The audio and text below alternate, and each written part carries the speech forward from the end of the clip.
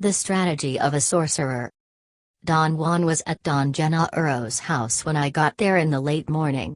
I greeted him. "Hey, what happened to you? Gennaro and I waited for you all night," he said. I knew that he was joking. I felt light and happy. I had systematically refused to dwell on whatever I had witnessed the day before. At that moment, however, my curiosity was uncontrollable and I asked him about it.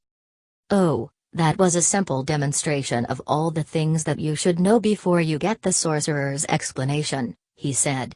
"What you did yesterday made Gennaro feel that you have stored enough power to go for the real thing.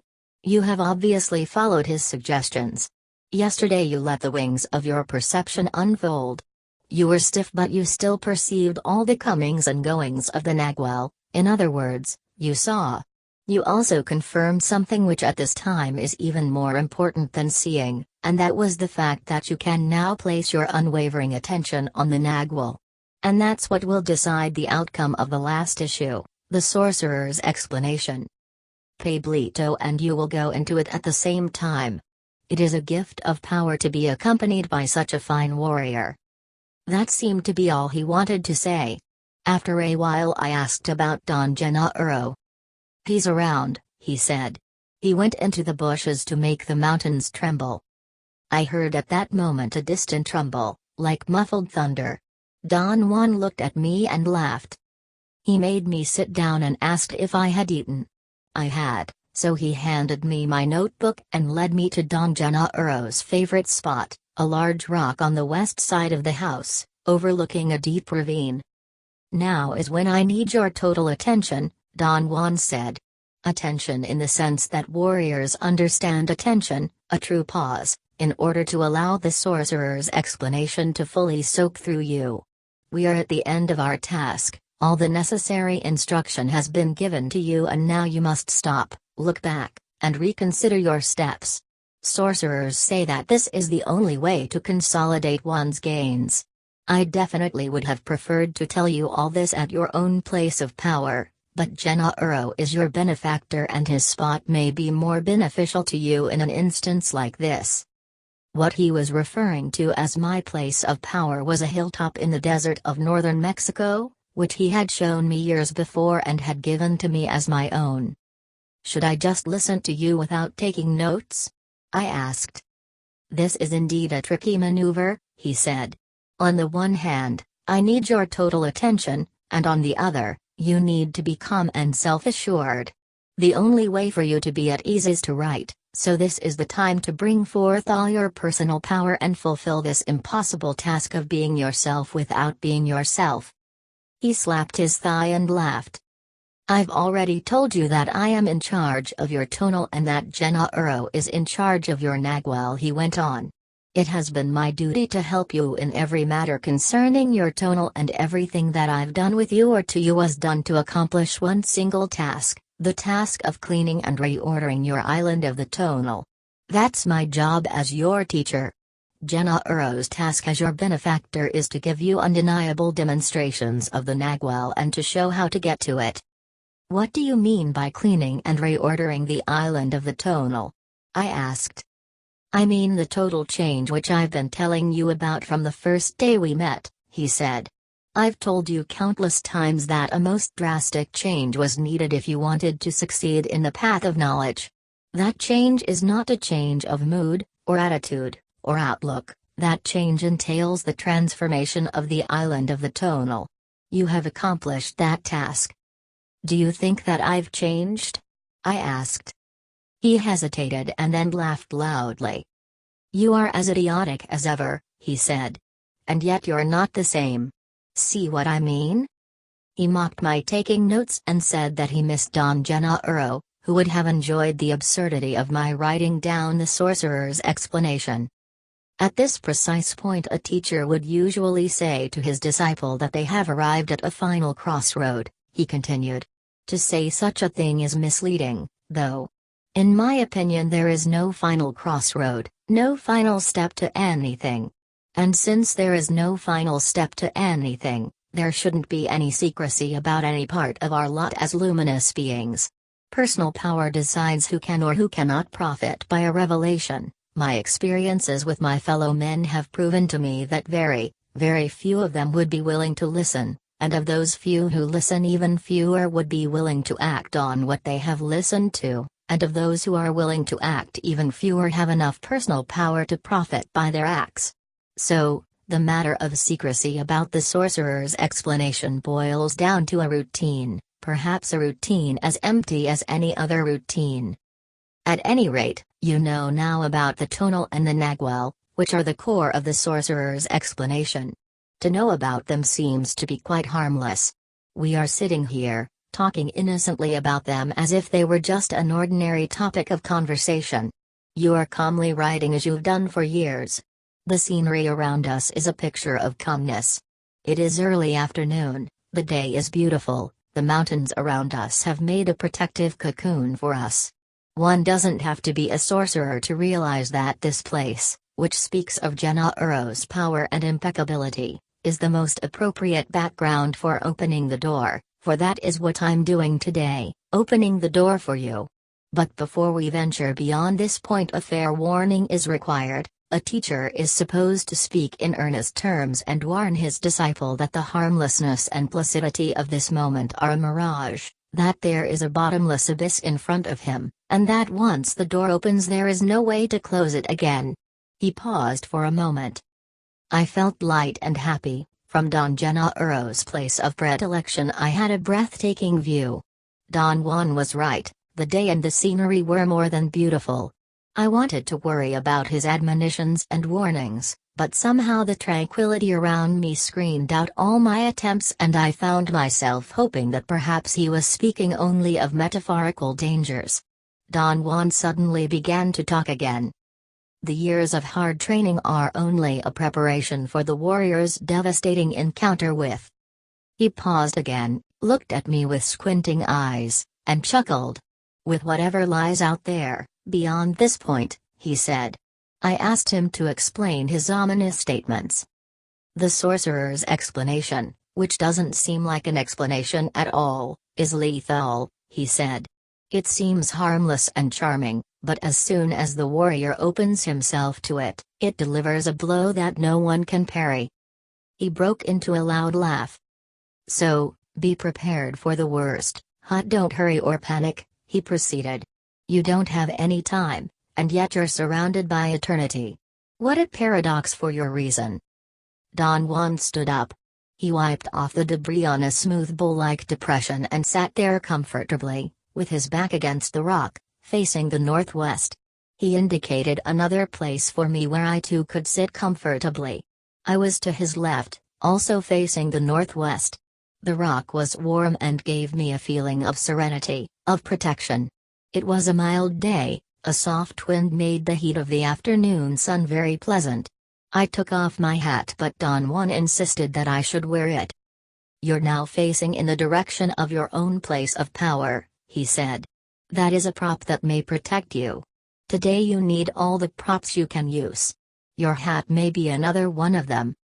Why are you warning me, Don Juan? What's really going to happen? I asked. What will happen here today depends on whether or not you have enough personal power to focus your unwavering attention on the wings of your perception, he said. His eyes glittered. He seemed to be more excited than I had ever seen him before. I thought that there was something unusual in his voice, perhaps an unaccustomed nervousness. He said that the occasion required that right there on my benefactor's place of predilection he recapitulate for me every step that he had taken in his struggle to help me clean and reorder my island of the tonal. His recapitulation was meticulous and took him about 5 hours. In a brilliant and clear manner he gave me a succinct account of everything he had done to me since the day we met. It was as if a dam had been broken. His revelations caught me completely off guard. I had accustomed myself to be the aggressive prober, thus, to have Don Juan, who was always the reluctant party, elucidating the points of his teachings in such an academic manner was as astounding as his wearing a suit in Mexico City. His control of the language, his dramatic timing, And his choice of words were so extraordinary that I had no way to explain them rationally. He said that at that point a teacher had to speak to the individual warrior in exclusive terms, that the way he was talking to me and the clarity of his explanation were part of his last trick, and that only at the end would everything that he was doing make sense to me. He talked without stopping, until he had finished presenting his recapitulation. And I wrote down everything he said without any conscious effort on my part. Let me begin by telling you that a teacher never seeks apprentices and no one can solicit the teachings, he said. It's always an omen which points out an apprentice. A warrior who may be in the position of becoming a teacher must be alert in order to catch his cubic centimeter of chance. I saw you just before we met, you had a good tonal, like that girl we encountered in Mexico City. After I saw you I waited, very much like what we did with the girl that night in the park. The girl went by without paying attention to us. But you were brought to me by a man who ran away after babbling inanities. You were left there, facing me, also babbling inanities. I knew I had to act fast and hook you. You yourself would have had to do something of that sort if that girl would have talked to you. What I did was to grab you with my will. Don Juan was alluding to the extraordinary way he had looked at me the day we met. He had fixed his gaze on me and I had had an inexplicable feeling of vacuity, or numbness. I could not find any logical explanation for my reaction and I have always believed that after our first meeting I went back to see him only because I had become obsessed with that look. That was my quickest way of hooking you, he said. It was a direct blow to your tonal. I numbed it by focusing my will on it. How did you do that? I asked. The warrior's gaze is placed on the right eye of the other person, he said. And what it does is to stop the internal dialogue, then the Nagual takes over, thus, the danger of that maneuver. Whenever the Nagual prevails, even if it is only for an instant, there is no way of describing the feeling that the body experiences. I know that you have spent endless hours trying to figure out what you felt and that to this day you haven't been able to. I accomplished what I wanted, though. I hooked you. I told him that I could still remember him staring at me. The gaze on the right eye is not a stare, he said. It's rather a forceful grabbing that one does through the eye of the other person. In other words, one grabs something that is behind the eye. One has the actual physical sensation that one is holding something with the will. He scratched his head, tilting his hat to the front, over his face. This is, naturally, only a way of talking, he continued. A way of explaining weird physical sensations.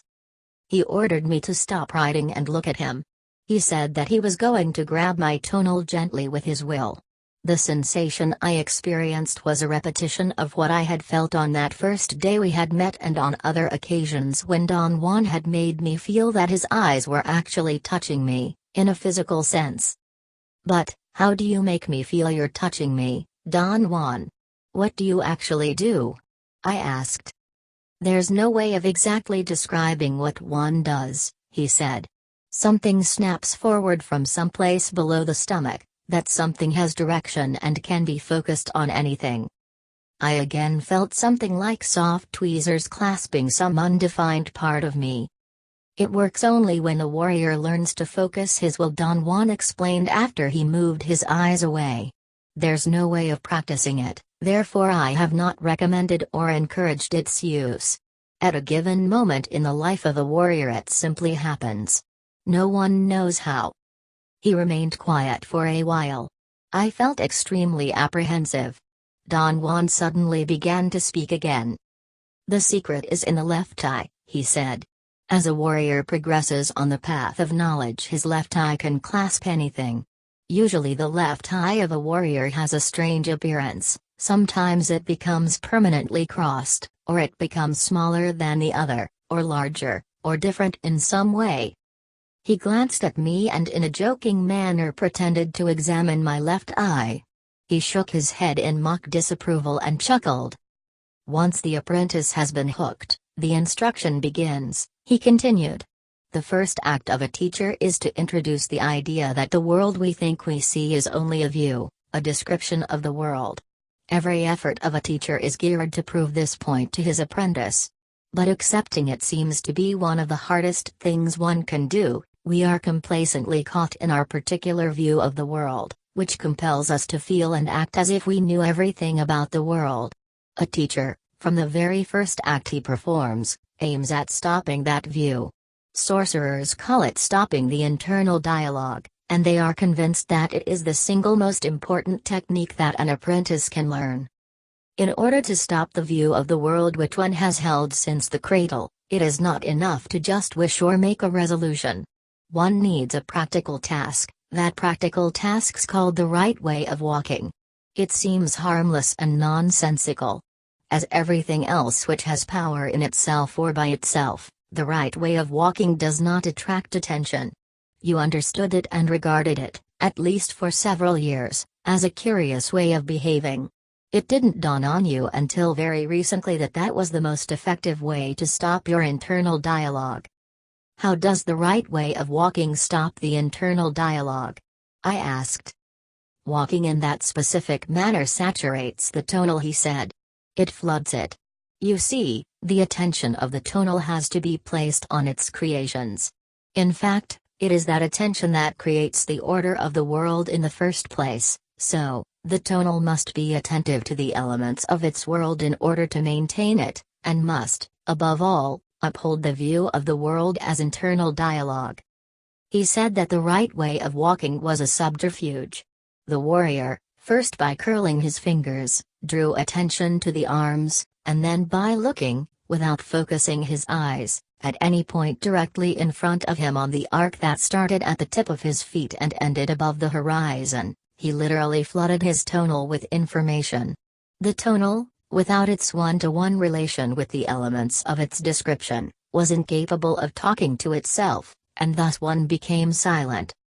Don Juan explained that the position of the fingers did not matter at all, that the only consideration was to draw attention to the arms by clasping the fingers in various unaccustomed ways, and that the important thing was the manner in which the eyes, by being kept unfocused, detected an enormous number of features of the world without being clear about them.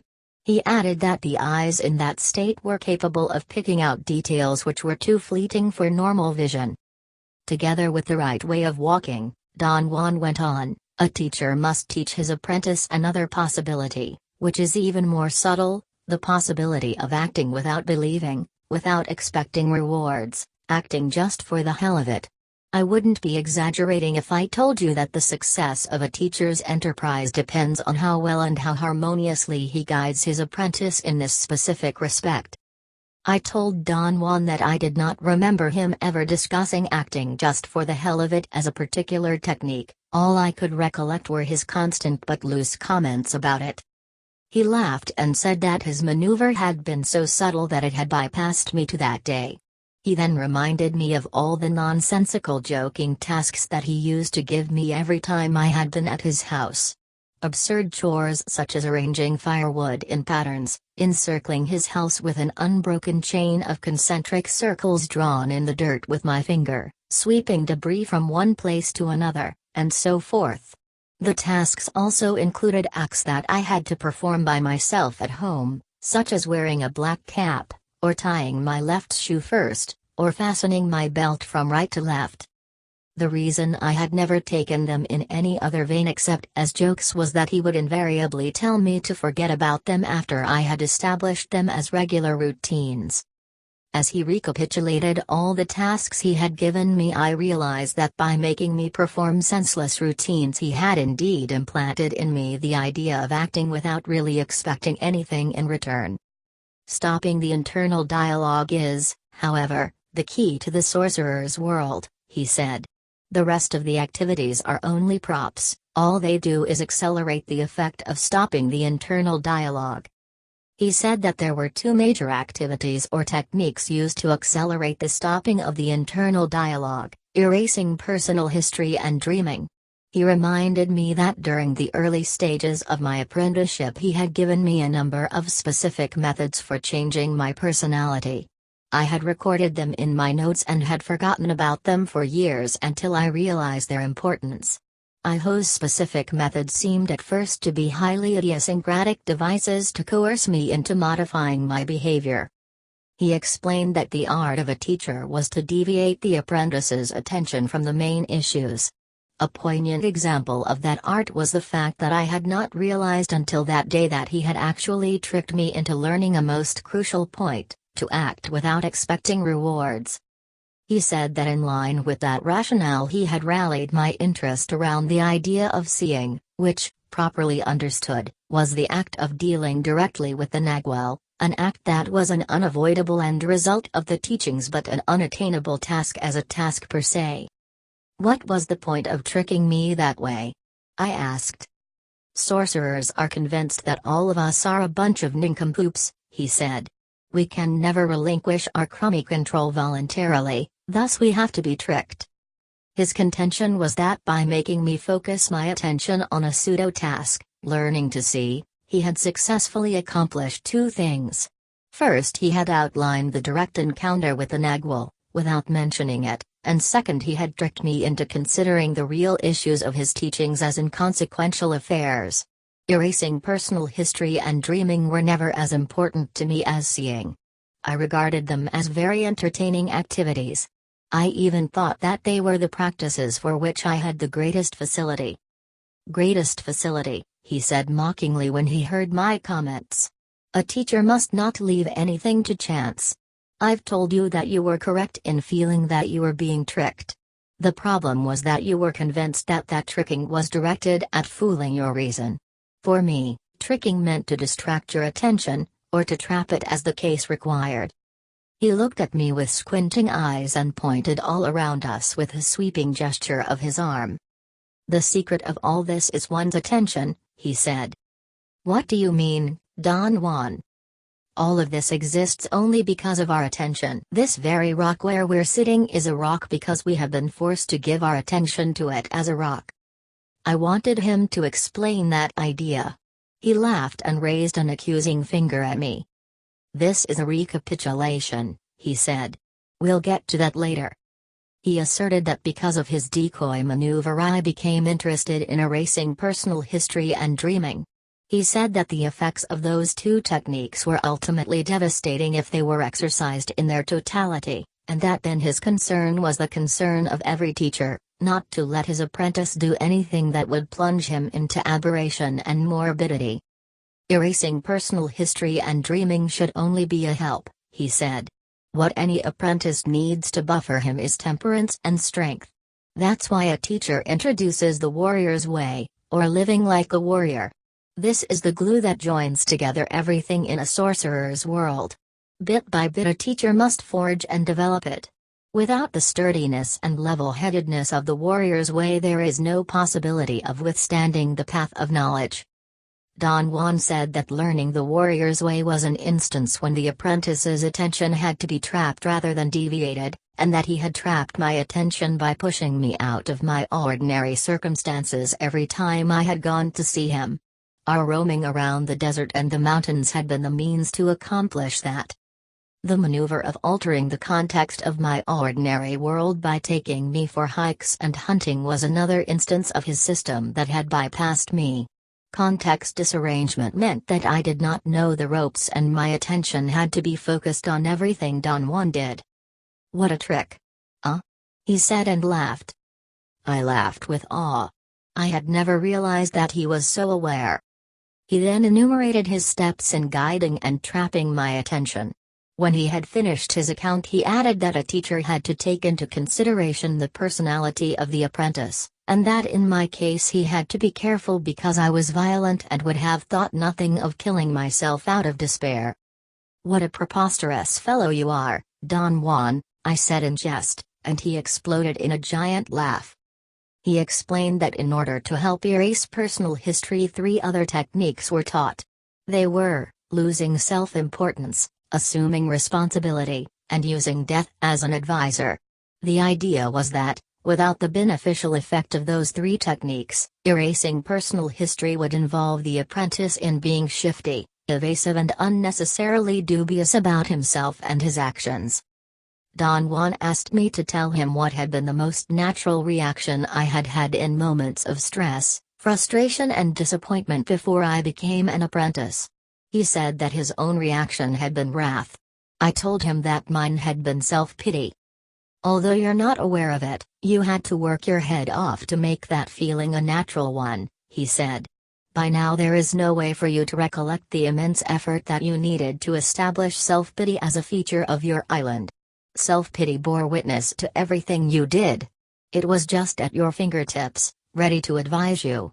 Death is considered by a warrior to be a more amenable advisor, which can also be brought to bear witness on everything one does, just like self-pity, or wrath. Obviously, after an untold struggle you had learned to feel sorry for yourself.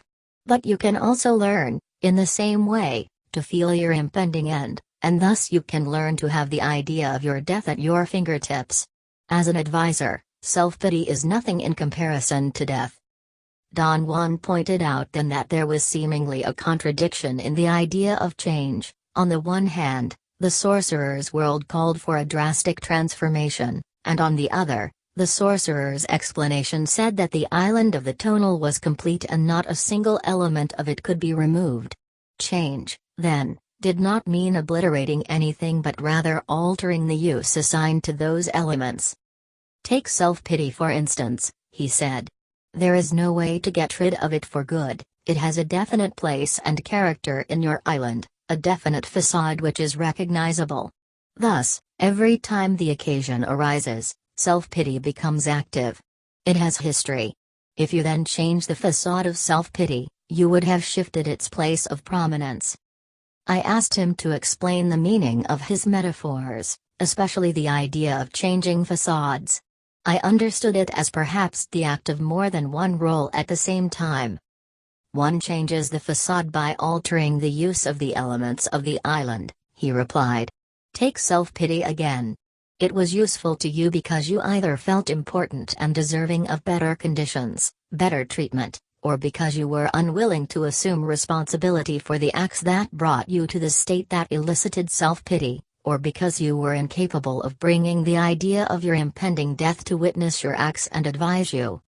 Erasing personal history and its three companion techniques are the sorcerer's means for changing the facade of the elements of the island. For instance, by erasing your personal history, you have denied use to self-pity. In order for self-pity to work you had to feel important, irresponsible, and immortal. When those feelings were altered in some way, it was no longer possible for you to feel sorry for yourself. The same was true with all the other elements which you've changed on your island. Without using those four techniques you never could have succeeded in changing them. But changing facades means only that one has assigned a secondary place to a formerly important element. Your self-pity is still a feature of your island, it will be there in the back in the same way that the idea of your impending death, or your humbleness, or your responsibility for your acts were there, without ever being used. Don Juan said that once all those techniques had been presented, the apprentice arrived at a crossroad. Depending on his sensibility, the apprentice did one of two things. He either took the recommendations and suggestions made by his teacher at their face value, acting without expecting rewards, or he took everything as a joke or an aberration. I remarked that in my own case I was confused by the word techniques. I always expected a set of precise directions, but he had given me only vague suggestions, and I was incapable of taking them seriously or acting in accordance with his stipulations. That was your mistake, he said. I had to decide then whether or not to use power plants. You could have used those four techniques to clean and reorder your island of the tonal. They would have led you to the Nagwal. But not all of us are capable of reacting to simple recommendations. You, and I for that matter, needed something else to shake us. We needed those power plants. It had indeed taken me years to realize the importance of those early suggestions made by Don Juan.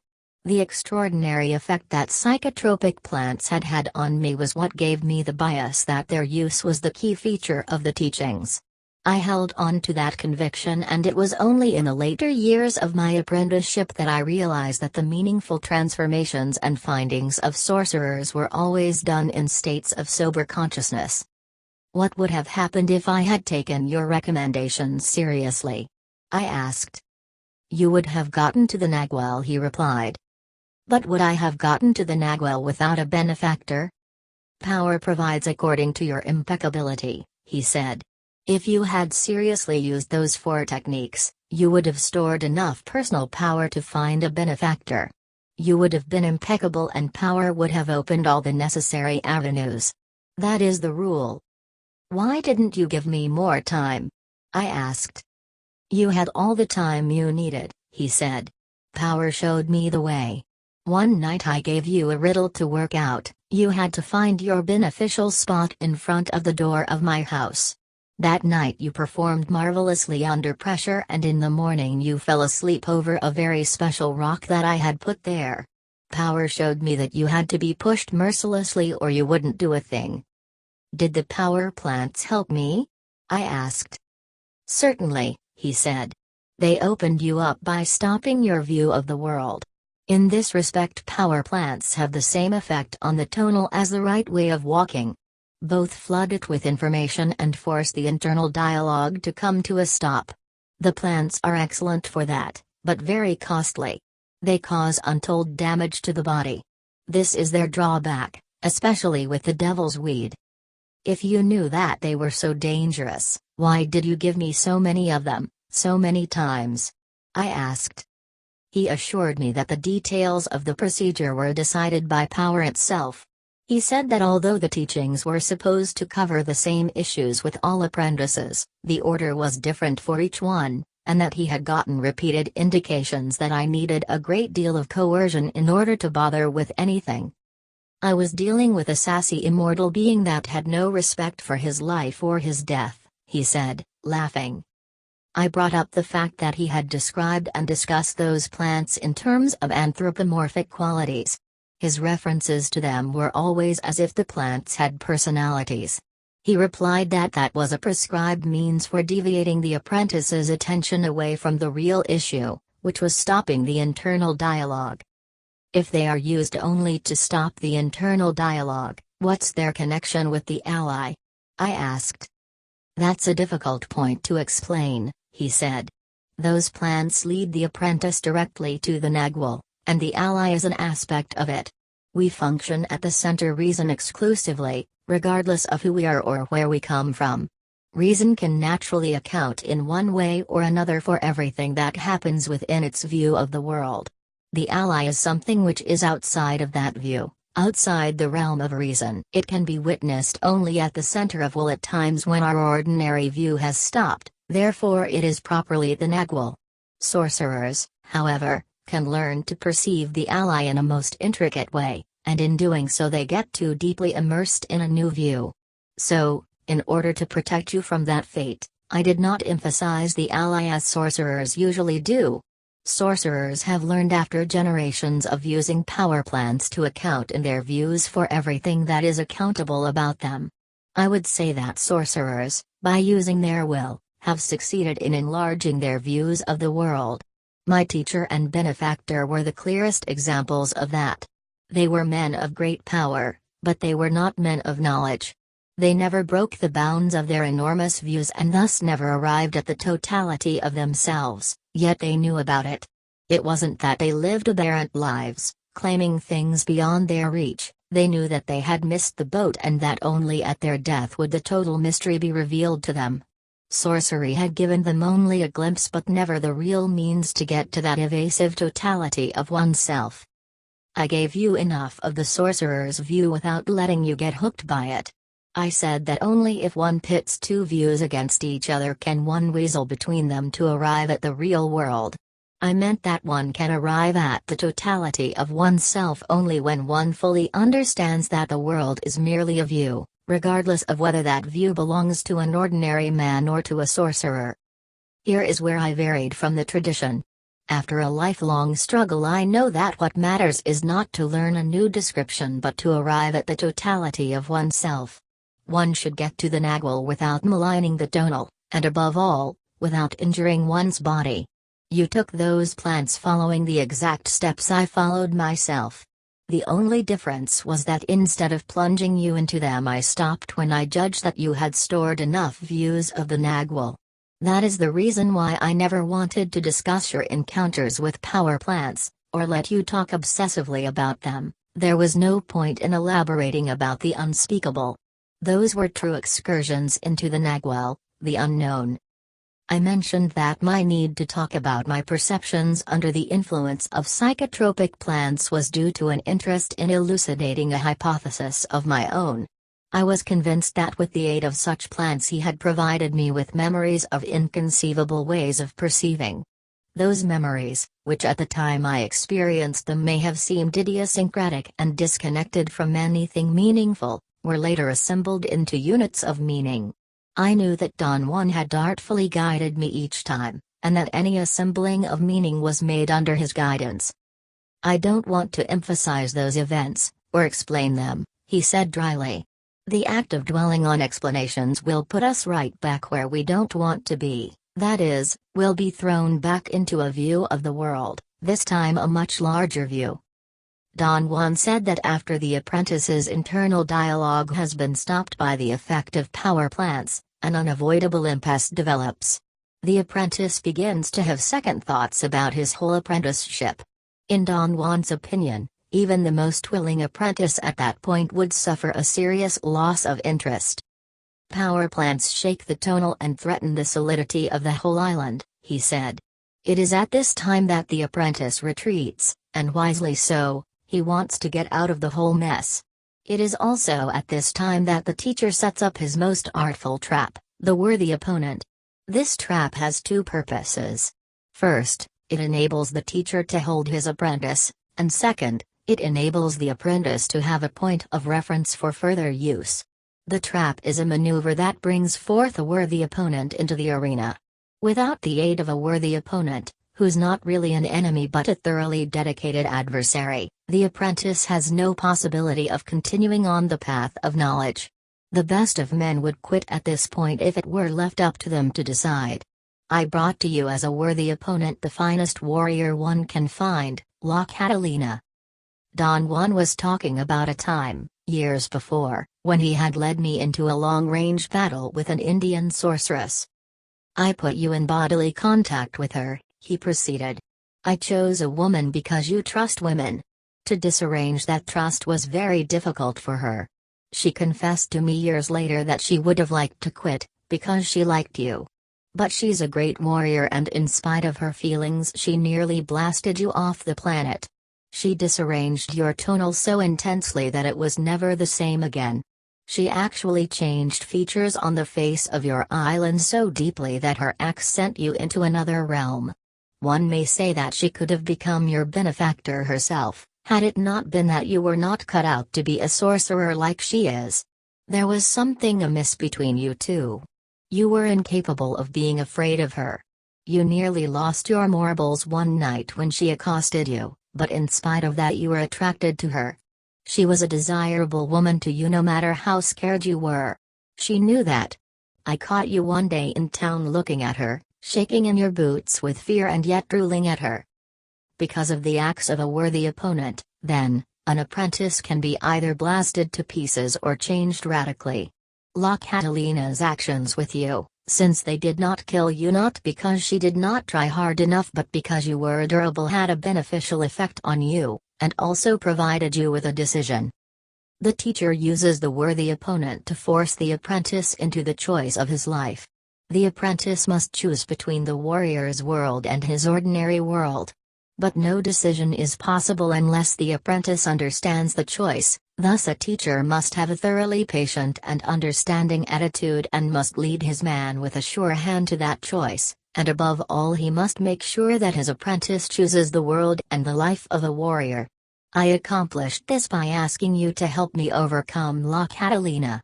I told you she was about to kill me and that I needed your help to get rid of her.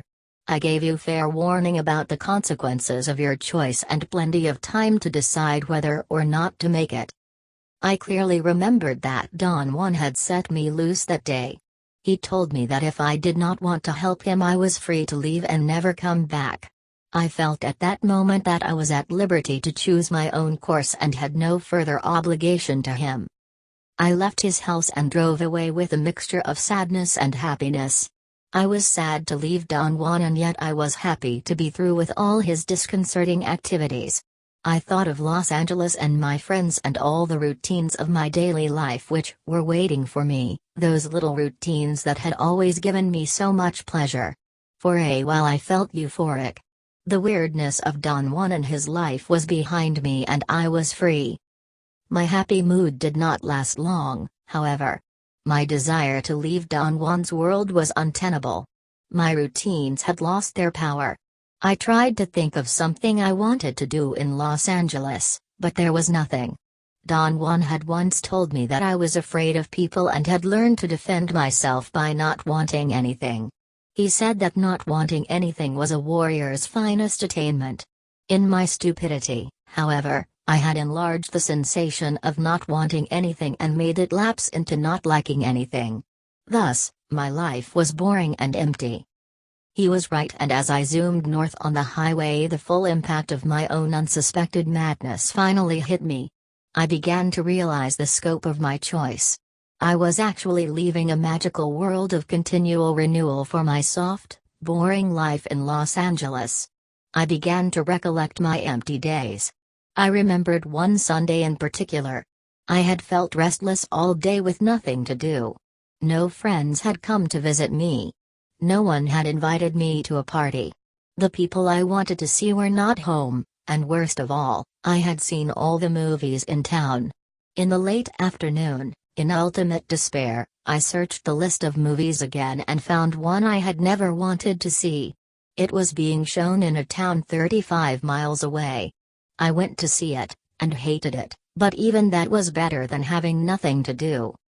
Under the impact of Don Juan's world, I had changed. For one thing, since I had met him I had not had time to be bored. That in itself was enough for me. Don Juan had indeed made sure I would choose the warrior's world. I turned around and drove back to his house.